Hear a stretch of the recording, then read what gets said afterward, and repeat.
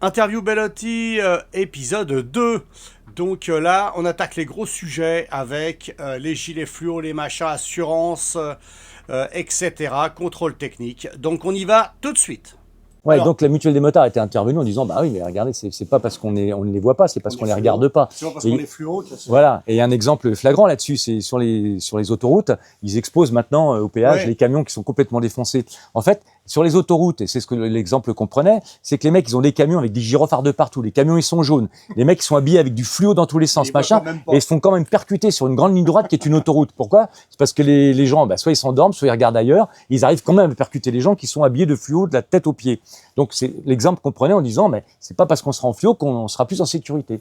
Voilà. Alors bien évidemment, maintenant s'il pleut, qu'il y a du brouillard, que il y en a plein maintenant qui font ça, ils mettent un gilet fluo pour qu'on les voit bien au loin, pourquoi pas? Mais pas mettre un gilet fluo toute la journée sur la moto à partir du moment où tu prends ta moto. Donc on a réussi à faire annuler ça, et ça les motards quand ils disent qu'on gagne rien, ils oublient ça aussi. Les feux de jour, c'est pareil. Hein. On avait aussi l'annulation des feux de jour. Bon voilà. Et ça, la mutuelle des motards nous a énormément aidé là-dessus en intervenant, et même en intervenant parce qu'elle faisait partie à l'époque du GEMA, du groupement des mutuelles d'assurance, était intervenue auprès des autres assurances pour leur dire, non, mais les motards, ils sont pas impliqués dans les accidents, ils sont impliqués dans les accidents, mais que et c'est 70% des cas, les automobilistes qui sont en tort dans l'accident automoto. Ah oui, donc, il faut arrêter de taper sur les motards, et c'est pas parce qu'on va leur mettre des gilets fluo que ça va aller mieux. Donc voilà, on avait gagné ce combat-là aussi, grâce à la mutuelle des motards. Voilà. Maintenant, pour en revenir au salaire du président directeur général, Monsieur Patrick Jacot, eh bien, moi, j'invite les gens à rentrer dans le système démocratique de la mutuelle.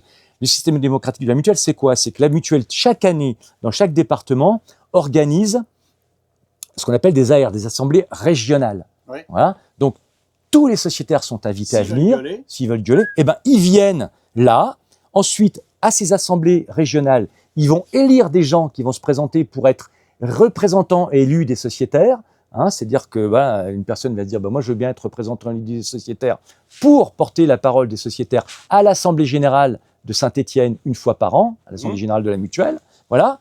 Et donc c'est tout à fait démocratique. Et ensuite, à l'Assemblée générale de la mutuelle, le représentant élu des sociétaires, lui, va voter pour tel ou tel administrateur qui se présentera ou pas, et pour les directions qui seront prises.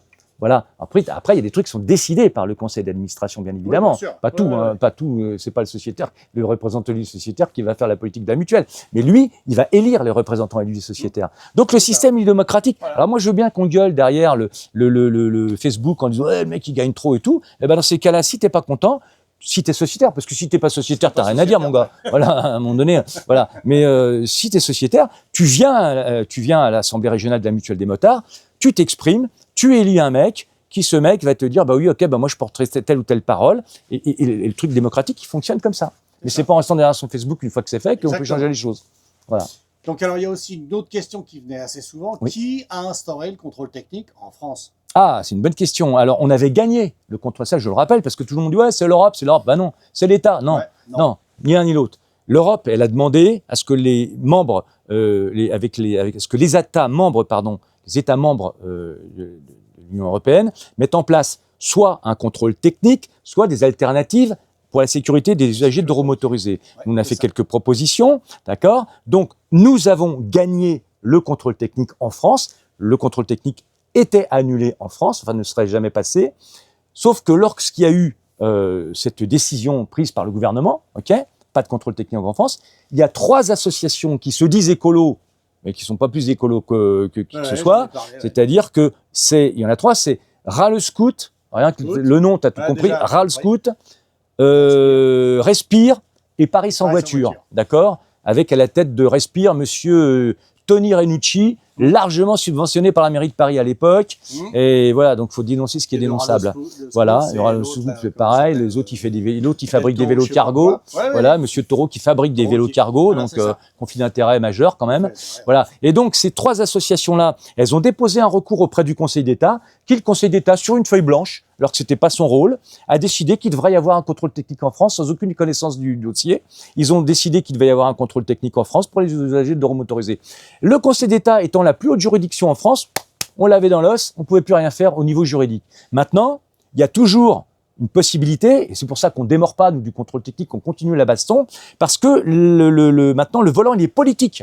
Voilà. Maintenant, il faut qu'on retourne voir l'État. On n'arrête pas de retourner. Maintenant, il faut qu'on attende qu'il y ait un nouveau ministre des Transports. Oui, parce que comme ça n'arrête pas de changer. Ça retarde à chaque fois. Ça repousse. Et donc, à chaque fois qu'il n'y a pas de gouvernement, de financement du gouvernement c'est ça. et de gouvernement. Et il n'y a pas de gouvernement, tu n'as personne à qui parler en face. Voilà, tu n'as personne à qui parler en face. Puis si tu parles à celui qui est là en attendant, qui est démissionnaire mais qui doit continuer les affaires courantes, tu sais que de toute façon, il ne sera plus là et il s'en bat les couettes. Donc, en gros, voilà, on va rencontrer à nouveau le ministre. Il y a une clause de revoyure sur le contrôle technique qui va avoir lieu le 15 avril 2026. Et là, on est en train de préparer le dossier justement pour remettre le contrôle technique sur la table et voir quelle solution on peut trouver pour annuler ce contrôle technique. En tout cas, pour trouver des solutions. Voilà. Donc, le contrôle technique, nous, on n'arrête pas le combat. Il continue. Il faut continuer à boycotter le contrôle technique parce que ça fonctionne. Voilà. Oui. Et voilà. Et le contrôle technique, il a été instauré par ces 3 associations-là qui sont anti-deux motorisés et n'ont rien d'écologiste. Donc ça, c'est une chose. Mais par contre, est-ce que tu ne penses pas que c'est déjà méchamment avancé, le contrôle technique? Oui. Avec tous les centres de contrôle technique qui continuent à tourner avec ça. Et est-ce que tu ne penses pas que ça va créer un espèce d'effet boule de neige avec tous ces contrôles qui sont déjà avancés et que le gouvernement va se retrouver coincé? Ça serait mentir, effectivement, que de dire que c'est pas bien avancé. Le truc, bien sûr, qu'on l'a, le contrôle technique, c'est avancé. Nous, on y croit toujours et on continue la baston. Pourquoi? Parce qu'on sait bien, on remarque, et on a vu que le modèle économique n'est pas extrêmement génial pour eux, pour les contrôleurs techniques, d'accord? Il faut qu'ils investissent dans du matos, machin, etc. Il n'y a pas tant de bécanes que ça à contrôler. Et d'ailleurs, il y a même certains centres de contrôle technique moto qui ont fermé, d'accord? Donc, nous, on compte beaucoup là-dessus. Sur la voiture, par contre. Voilà, il reste voiture, mais ils font plus moto. Voilà, il y en a confirmé, pas tous, malheureusement, mais il y en a confirmé. Ouais. Voilà. Donc, nous, on continue vraiment la baston. De toute façon, c'est notre boulot de faire ça. Et nous, les motards qui ont voté pour nous, en tout cas les adhérents qui ont voté pour nous, nous ont confié un mandat en disant voilà, on ne veut pas de contrôle technique. Okay. Donc on va aller jusqu'au bout, et même s'il y a des trucs qui serviront pas à grand chose, on va les faire quand même, histoire qu'on puisse pas nous reprocher ou nous-mêmes nous reprocher à nous-mêmes de pas avoir été au bout, de pas avoir tout tenté. Voilà. Donc on va tout tenter pour bousiller le contrôle technique. Et j'espère qu'on va y arriver. Mais en même temps, tu sais, souvent je me balade dans les événements moto à droite à gauche. Alors les gens me reconnaissent, ils me disent ah salut, ça va, machin. Alors, on en est où du contrôle technique? Ah, alors au début je parlais, je discutais à un moment donné là, machin, etc. Et puis après je dis bon bah sinon va sur le site pour voir et tout. Puis à force de jacter la même chose, à un moment donné j'ai trouvé la réponse. Quand un mec ou une nana vient me voir, dit alors on en est où du contrôle technique? Première question que je lui fais, je réponds à sa question par une autre question. Et toi, t'en es où du tien? Ah ben moi je l'ai passé parce que tu comprends, j'étais obligé. Ils ont tous une bonne raison de l'avoir passé. Voilà où on en est. Voilà, on en est du contrôle technique, mon ami. Voilà. Merci. Ah, tu sais, nous on peut pas jouer à ça parce qu'il y a la sécurité, il y a ça. Voilà, ben on en est là du contrôle technique. T'as répondu à ta question, mon ami. C'est exactement ça. Voilà. Alors heureusement, il y en a qui disent ouais, moi je le passerai jamais, plutôt crever. Bon, voilà. Ça je leur dis bravo mon gars, bravo ma fille. On y va, on continue, voilà. Mais n'y allez pas. Alors évidemment, ceux qui sont obligés de changer une carte grise parce qu'ils achètent une moto où ils vendent la leur, ils sont obligés d'y passer parce que de toute façon, tu peux pas changer ta carte grise si t'as pas le contrôle technique. Bon, ceux-là, évidemment, au début, on pouvait encore. Ouais. Maintenant, on peut plus. Donc évidemment, ceux-là, on leur demande pas de boycotter puisque de toute façon, ils sont obligés de changer le nom, la carte grise à leur nom, c'est normal. Mais par contre, toutes celles et ceux qui gardent leur moto, qui ne la vendent pas, n'allez pas à ce putain de contrôle technique. Si vous n'y êtes pas déjà obligé, parce qu'il y en a plein qui y ont été, ils n'étaient pas obligés du tout. Ils n'étaient pas obligés du tout. Mais il y en a qui ont couru au départ. Il faut le faire. Alors j'ai aussi l'exemple de ceux qui disent pour l'instant ils n'ont pas encore les sonomètres, donc je vais y aller, je suis tranquille pour 3 ans. Voilà, c'est ça. Ouais, super. Comme ça, tu nourris le système. Ça va bien nourrir le truc, comme ça va pas avancer plus. Et par rapport à ça, vis-à-vis de la FFMC, pour les gens qui ne passent pas le contrôle technique et qui se feraient maraver, se feraient choper par les flics et tout, est-ce qu'il y a quelque chose qui a été prévu? Alors, il y a une antenne qui a fait un truc. Nous, on n'est pas trop là-dessus. Faudrait qu'on en discute, mais on n'est pas trop sur ce format-là. Il y a une antenne qui, elle, prévoit pour ses adhérents, s'ils se font gauler, si tu te fais gauler, tu dois aller passer ton contrôle technique. D'accord ? Donc, eux, ils proposent de payer une partie du contrôle technique à celui qui se ferait gauler. Ah oui, d'accord ? Parce que tu es obligé de le passer une fois que tu t'es gaulé. Si tu te fais gauler, tu es fait gauler. Tu es obligé d'y aller, sinon, ils ne te rendent pas ta carte grise. Si par exemple, ils te retiennent ta carte grise, tu dis, maintenant, tu vas passer ton contrôle technique, tu reviendras avec ton contrôle technique contre ta carte grise. Bon, là, tu es obligé. Donc, une antenne a dit, c'est la 44, je crois, a dit, nous, on paiera une partie du contrôle technique. C'est pas con parce que ça permet aux gens de dire allez-y, sans risque. Si vous arrivez une couille, on vous aidera. Voilà, c'est ça. Donc, allons au bout de la démarche. Il y en a qui n'ont rien compris. On dit ouais, la FFMC, ils payent le contrôle technique. Putain, les mecs, arrêtez les bas du front, quoi. Arrêtez, lisez ce qu'on écrit. Mais si, il y en a qui sont montés au créneau sur ouais, maintenant la FFMC, elle marche avec le contrôle technique, ils payent même le contrôle. Ah, le mec, regardez ce qu'on vous écrit, putain. Non, c'est que tu te fais gauler. Boycotte le contrôle technique. Si tu te fais gauler, que tu te prends une prune, qu'on te reprend ta carte grise, et quand tu dis maintenant va passer ton contrôle technique et tu rends ta carte grise, eh ben la FFMC, parce que tu as été au bout, on va t'aider. Bon, ça c'est une antenne qui fait ça, hein. Mais au niveau national, je crois que j'avais dans l'absolu, c'était de se balader avec une photocopie de la carte grise, se faire gauler, prendre 11 € parce que défaut de papier. Oui, voilà, tu peux faire ça. Voilà. Après, ça dépend sur qui tu tombes. Le mec, il peut te dire, bah, revenez quand même avec votre carte grise avant 4 jours. Mais bon, non, après, c'est chacun prend ses responsabilités. En réalité, voilà, on rentre le boycott. Moi, tu vois, si je boycotte, évidemment, si je me fais gauler, bah, je vais pas demander des sous à Pierre-Paul Jacques ou pour payer mon amende. C'est une conviction, je boycotte parce que je suis contre. Voilà. Donc, il faut aussi que les motards, voilà, il faut aussi que les motards prennent aussi leurs responsabilités. La FFMC n'est pas là pour payer les trucs. La FFMC est là pour donner une direction. Après, ceux qui veulent suivre cette direction, ceux qui ne veulent pas la suivre pas, bien évidemment, mais il faut qu'on aille au bout de nos convictions, quoi. Si c'est ce bruit qui court, ouais, si on se fait gauler. Alors, moi, j'attends. Combien il y en a qui se font gauler régulièrement en moto? Pas de retour. Mais non, mais tu te fais presque jamais arrêter en moto. À part si tu passes comme un con en roue arrière devant le flic et il va dire attends, viens là par là. Mais sinon, tu te fais rarement arrêter en moto. J'arrive pas à avoir des chiffres non plus. Rarement. Et nous, alors surtout non, mais nous, on n'a pas de retour. Parce qu'on dit, on a un site sur Balance ton centre, on a un site sur Raconte ton centre. Hein, voilà, c'est ça, voilà. Raconte ton centre, c'est pour ceux qui sont passés faire leur contrôle technique parce qu'ils ne pouvaient pas faire autrement pour vendre leur moto et qui racontent ce qui s'est passé dans le centre. Ils racontent, l'autre il a fait des conneries, l'autre il a fait n'importe quoi, l'autre il n'y connaît rien, machin, etc. Ils racontent le centre. Et puis, Balance ton centre, c'est tu balances ton centre de contrôle technique qui fait de la moto en disant, eh ben voilà, celui-là fait de la moto, n'emmenez pas votre voiture là-bas. Oui, il y a ça. Il y avait ça aussi. Si vous avez une voiture, 95% des motards ont une bagnole, une moto, aussi une bagnole, pardon, du Sucola. Monsieur, vous faites le contrôle technique de moto. Moi, j'emmènerai pas votre voiture chez vous. Je l'emmènerai chez le B qui fait pas de la moto.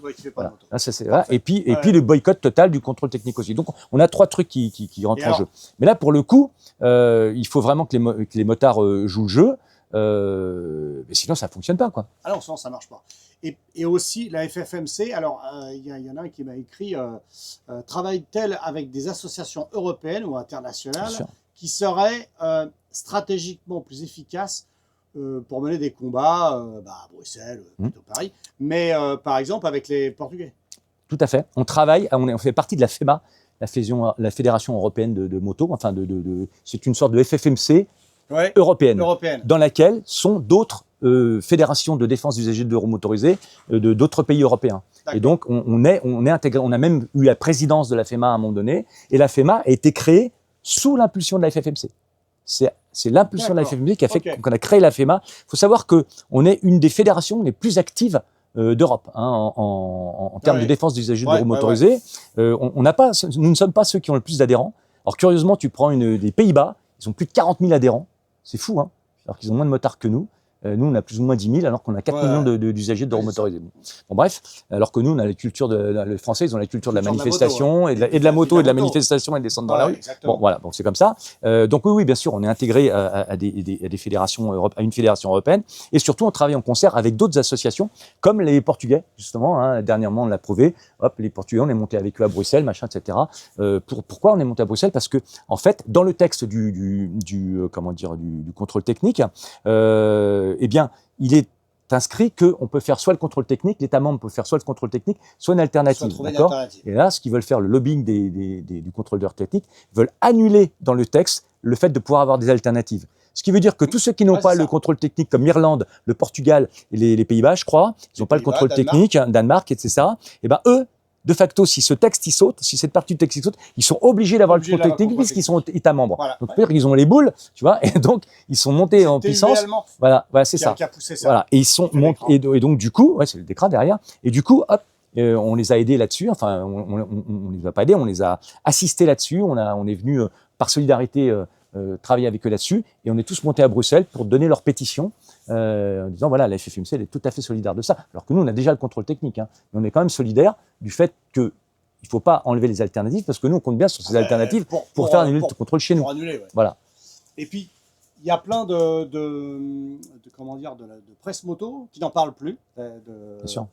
Donc c'était tombé dans l'oubli complètement, le CT. Dans l'oubli ou dans la Ouais, connivence peut-être. Ouais, je pense qu'il y a beaucoup de connivence. Voilà, ouais. Il y a même de la presse moto qui disent que c'est bien le Qui CT. disent que c'est bien. Ouais. Ouais, il y en a plein. Et il y a aussi. D'où l'importance d'avoir un média comme Auto Magazine qui lui reste dans la ligne droite de la FFMC. Parce que si tu n'as pas ça, bah, tu as pas mal de presse. T'en as qui sont cul et chemise avec les constructeurs. Ouais. Hein. Voilà, donc le constructeur, bah, lui, à un moment donné, voilà. Tu connais Turnbike? Ouais. Bon, tu avais l'interview qu'il avait fait avec Bourrier? Oui, je m'en souviens de ça. Ouais. C'était deux potes. Ouais. Ça m'a horrifié. Ouais. J'ai dit là, on va très très loin dans la connerie. Et surtout pour un mec comme lui qui, soi-disant, a une grande gueule et qui se laisse pas faire. Là, c'était vraiment de la connivence. Ouais, c'était un peu. On servait un peu la soupe. Il servait un peu la soupe au contrôle technique, effectivement. Ouais. Mais ça me rappelle une fois où Moto Magazine avait, tout début du contrôle technique, je ne sais pas si vous vous souvenez de ça, il avait interviewé un mec de chez d'Ecra, je crois, ou je sais plus quel, ou Autovision, j'en sais rien. Et donc le contrôleur technique, il dit, oui, bah voilà, donc on regarde ça, etc. Et il dit, et puis je peux même vous dire que là, c'est bien parce que dans une semaine, je vais avoir une moto diesel. Tu te souviens de ça ou pas? Oui, alors là, tout le monde, une moto diesel, c'est quoi ça? Oui, une Ducati diesel. Ah, tu vois le niveau du mec. Niveau du mec, parce qu'en fait, Ducati avait fait un partenariat avec la marque de fringues Diesel. C'est une marque de fringues qui s'appelle Diesel. Et ils avaient sorti un modèle estampillé Diesel. Et le connard, il dit, je vais avoir une moto Diesel. Tu vois le niveau de connaissance du contrôleur technique. Absolument pas la moto. C'est un truc de fou. C'est monstrueux. Donc ça, tu vois, c'est pour ça aussi que ça fait peur. Bah Parce oui. que tu dis, un mec comme ça, il va aller contrôler ma moto. Bah c'est ça. On a de la chance qu'il trouve le guidon, hein. C'est formidable. En fait, ils nous proposent de faire tout ce qu'on sait faire nous-mêmes, mais en leur casquant entre 50 et 100 €. Voilà. C'est ça. C'est hallucinant, quoi. C'est pour ça que c'est pas possible ce contrôle technique. Hein? Les prix. Ouais. C'est-à-dire que c'est n'importe quoi. Bah alors, comme c'est des commerçants, si les prix sont. Alors ce qui est fou, c'est que c'est libre. C'est pas réglementé, c'est un truc obligatoire, mais c'est libre. Alors ça va de 50 balles à 110. On a vu nous sur Paris 110 balles. 110 Et pourquoi 110 balles? Parce que le mec dit, pendant que je prends une moto, je peux pas prendre une voiture, donc je prends le même prix que la voiture. Ah ouais, super mon gars. Donc il y a 10 fois moins de boulot dessus. Il y a 10 fois moins de boulot. Et en plus, ils ont un temps à respecter pour le contrôle, ce qui fait que il va se faire payer son temps, mais il va te payer un café. C'est ça. Parce qu'il n'a rien d'autre à foutre. Hein. Le temps n'est pas du tout le même. Hein. Donc là, déjà, on a dépassé tout et n'importe quoi. Alors c'est vrai que il y en a qui te reçoivent bien. Voilà, il y a une machine à café. Servez-vous, monsieur, c'est offert. Merci à 110 boules le café. À 110 balles, c'est sûr que là. Même au Fouquet's, il ne coûte pas plus cher. Non, tu l'as pas. Alors, la prolifération des ralentisseurs illégaux est souvent dangereux. Et cela, alors, il y avait beaucoup de choses qui ont été dites, du genre que, par exemple, ils allaient c'est la FFMC qui gonflait les ralentisseurs. Non, quand même pas. Mais l'État, tout ce qui était illégaux, en fait, ils allaient passer tous légaux. Comme ça, ils n'avaient pas besoin de faire de... Non, c'est pas tout à fait ça. C'est-à-dire que, en fait, si tu veux, il y a eu effectivement une procédure qui a été faite et il y a eu un paquet de ralentisseurs qui ont été jugés illégaux en France. Enfin, pas aux normes en tout cas. Pas aux normes. Voilà. Sauf que c'est toujours très compliqué parce que ça, c'est... j'ai un exemple là-dessus. C'est le maire de la commune ou c'est la personne de la région qui gère ça, d'accord. Là, pour le coup, c'est pas l'État. Moi, j'ai un exemple sur Moussi-le-Vieux. Moussi-le-Vieux, la FFMC 77 avait à l'époque engagé une procédure contre le maire parce qu'il avait foutu des ralentisseurs de partout en ville. Les mecs, ils rebondissaient dans tous les sens. Ils ont obtenu gain de cause. La FFMC 77 a gagné au tribunal. Le maire, il leur a dit « fuck, j'enlève rien ». Le maire a été condamné à enlever les ralentisseurs. Il a toujours refusé de les enlever. Eh ben, il n'y a rien eu. C'est-à-dire que le mec, il a dit au tribunal « allez vous faire têter les yeux, j'en ai rien à foutre de votre décision, je ne fais pas ». Eh ben, il n'a rien eu, le maire. Ils sont restés comme ça, alors qu'il a perdu le procès. Alors évidemment, la FFMC 77, il remettait deux balles dans le bousin à chaque fois pour eux. Mais bon, voilà, le mec, il n'a jamais été condamné à rien du tout, et il a laissé les ralentisseurs. Hein. Donc, non, mais c'est compliqué. C'est-à-dire que après, si le maire, il est honnête, il dit, bah oui, ok, bah mon ralentisseur, il a été jugé non conforme, et ben, soit je l'enlève, soit je le change et je le mets en conformité. C'est ce qui devrait se faire. Mais le maire qui fait ça, qui dit bah moi j'en ai rien à foutre, qu'est-ce qu'il va faire? Il risque rien. Il risque pas grand chose en fait. Ils vont pas lui mettre 2 ans de prison parce que il n'a pas enlevé son ralentisseur. Donc tu vois, c'est compliqué. clôturer, alors, qu'est-ce que tu attends des motards dans leur généralité pour faire avancer la cause et pour amplifier les actions au maximum pour qu'on puisse s'en sortir du contrôle technique, de tout ça? Qu'est-ce que tu attends des motards concrètement? Qu'est-ce que la FFMC attend des motards concrètement? Quand on organise une manifestation et que tu as 400 personnes qui viennent alors qu'il va y en avoir 10 000, ça fait chier. Surtout que nous, on donne beaucoup de notre temps, on est des bénévoles, et en plus, on se fait défoncer sur les réseaux sociaux. Bon, ça, on a l'habitude, c'est pas grave. Mais je dirais aux motards que défendre ses droits, c'est pas une option, c'est un devoir.